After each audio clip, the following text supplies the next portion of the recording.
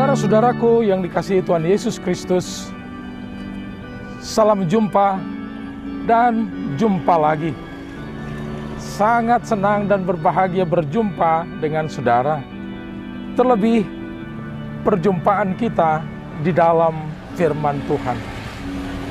Pastilah banyak pengalaman, pergumulan hidup di dalam Tuhan. Namun semua itu kita yakini akan semakin mendewasakan, semakin mematangkan kita, karena semua kita lakukan, kita alami di dalam Tuhan. Saudara-saudaraku, inilah kabar gembira bagi kita pada hari ini. Shalom Bapak Ibu, saudara-saudara yang terkasih. Kita berjumpa lagi dengan firman Tuhan yang menyapa kita pada hari ini. Sebelum kita mendengarkan firman Tuhan, kita bersatu di dalam doa. Kita berdoa. Kami bersyukur kepadamu Tuhan untuk setiap kebaikan yang Tuhan berikan kepada kami. Dan saat ini kami telah siap mendengarkan firman-Mu. Bukalah hati dan pikiran kami agar kami boleh memahami dan melakukan firman-Mu dalam hidup kami sehari-hari. Di dalam nama anak-Mu Yesus Kristus kami berdoa dan mengucap syukur.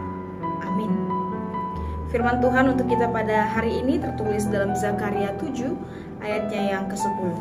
Beginilah firman Tuhan.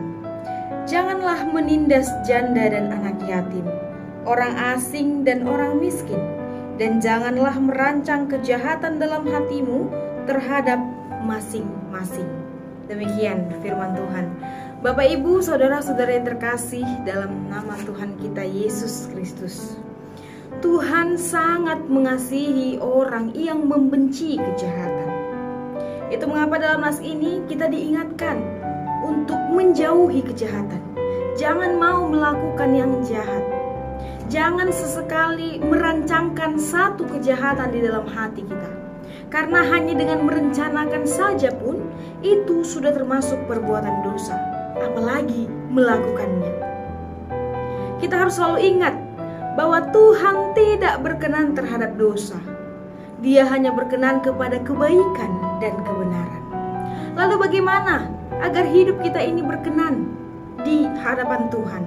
Jawaban umumnya ialah dengan menjadi orang yang baik, melakukan perintah Tuhan, melakukan kebaikan bagi sesama, jangan menindas dan jangan membeda-bedakan satu dengan yang lain. Bapak, Ibu, saudara-saudara terkasih, nas ini dilatar belakangi oleh sikap dari penduduk Betel pada saat itu yang melakukan peribadahan. Memang mereka melakukan ibadah, mereka melakukan puasa, mereka mempersembahkan kurban, mereka menaati hukum yang berlaku pada saat itu. Tetapi mereka melakukannya bukan dari hati, melainkan karena ada maksud tertentu.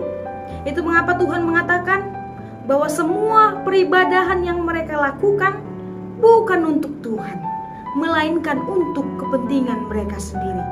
Dan itulah yang membuat Tuhan marah, karena mereka menjadi orang-orang yang munafik.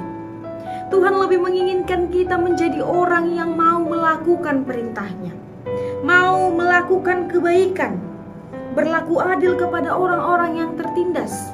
Seperti yang dikatakan di sini ialah janda dan anak yatim, orang asing dan orang miskin. Mengapa harus mereka? Karena mereka adalah kaum-kaum yang cenderung tidak mendapatkan perhatian, orang-orang yang terpinggirkan. Dan mereka inilah adalah orang-orang yang mendapat perhatian khusus dari Tuhan kita. Sungguh Tuhan kita itu sangat baik, kebaikannya sungguh luar biasa. Kalau Bapa kita mau melakukan kebaikan, tentu kita sebagai anaknya pun harus demikian. Maka dari itu hidupilah ibadahmu dengan melakukan apa yang sesuai dengan ajaran Tuhan. Janganlah kiranya kita datang kepada Tuhan hanya karena menginginkan sesuatu. Setelah kita mendapatkan keinginan kita itu, kita pergi meninggalkan Tuhan. Ingatlah, Tuhan mengetahui isi hati kita. Tuhan mengetahui ibadah kita. Oleh karena itu, jadilah pelaku penegak keadilan. Berilah perlindungan kepada orang-orang yang terpinggirkan. Dan jadilah manusia yang seperti Tuhan mau. Selamat berbahagia, selamat melanjutkan aktivitas. Tuhan Yesus memberkati. Amin. Kita berdoa.